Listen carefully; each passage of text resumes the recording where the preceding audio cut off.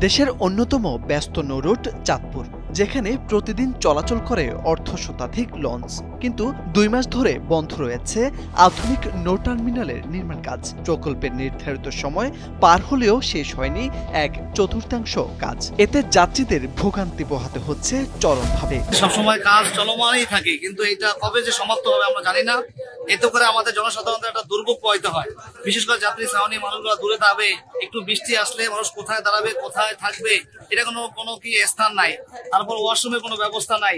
এই জন্য আমরা সরকারের দৃষ্টি আকর্ষণ করছি এবং কর্তৃপক্ষের দৃষ্টি আকর্ষণ করছি, যাতে করে অতি দ্রুতই এই বিষয়গুলোর উপর নজরদারি করে আমাদের যাত্রীদের জন্য একটা সুন্দর ব্যবস্থা করে দেওয়া হোক।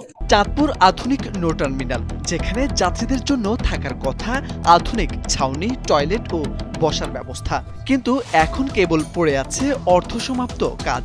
যাত্রীদের অপেক্ষা করতে হচ্ছে খোলা আকাশের নিচে। ২০১৬ সালের নভেম্বরে একনেকে অনুমোদন পাওয়া এই প্রকল্পের মেয়াদ ২ বছর হলেও তা পেরিয়ে গেছে অনেক আগেই। ব্যয়ও বেড়ে দাঁড়িয়েছে প্রায় ৯৩ কোটি টাকায়। ২০২৪ সালের অক্টোবরে বিকল্প পদ্ধতিতে পাইলিং কাজ শুরু হলেও অর্থাভাবের অজুহাতে গত জুন থেকে বন্ধ রয়েছে কাজ। ঠিকাদারি প্রতিষ্ঠান বলছে, কাজ এগিয়ে নিতে দরকার আরো সময় ও অর্থায়ন। বিভিন্ন জেলার মানুষ চাঁদপুর থেকে ঢাকা চলাচল করে, তবে এই ঘাটটা এখন আপাতত ২ মাস ধরে বন্ধ। যে কাজ ২ মাস ধরে বন্ধ, কিন্তু কবে হবে এইটাও আমরা আশা করতে পারি না। কিন্তু পাবলিকের বিশাল ক্ষতি হয়। অতএব যদি ঘাটটা ঠিক মতো বিল্ডিং গুলো হয়ে যেত, বাথরুমের ব্যবস্থা হইতো, বিশ্রামগারের ব্যবস্থা হইতো, যাত্রীদের জন্য অনেক সুবিধা হইতো। ঢাকা চাঁদপুর সহ একাধিক রুটে প্রতিদিন হাজারো যাত্রী এই ঘাট ব্যবহার করেন, কিন্তু আধুনিক টার্মিনাল নির্মাণ কাজ থেমে থাকায় যাত্রী সেবায় নেই কোনো অগ্রগতি।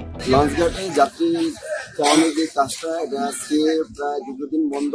তবে এই কাজটা যদি দ্রুত হয় আমাদের জন্য, যাত্রীদের জন্য অনেক ভালো হবে। আমি সিকিউরিটি গার্ডে চাকরি করি, ১ মাস আছে এখানে। এখনো কাজ চলতেছে না, কাজ খালি হয়েছে, ওইটা দাঁড়াই হয়েছে। চাঁদপুর আধুনিক নৌ টার্মিনাল নির্মাণ কাজ দ্রুত শেষ করার দাবি যাত্রী ও লঞ্চ মালিকদের, নয়তো দেশের অন্যতম ব্যস্ত এই নৌরুটের যাত্রী সেবা ভেঙে পড়বে আরো বেশি। মোর্শেদ আলম, সময়ের আলো।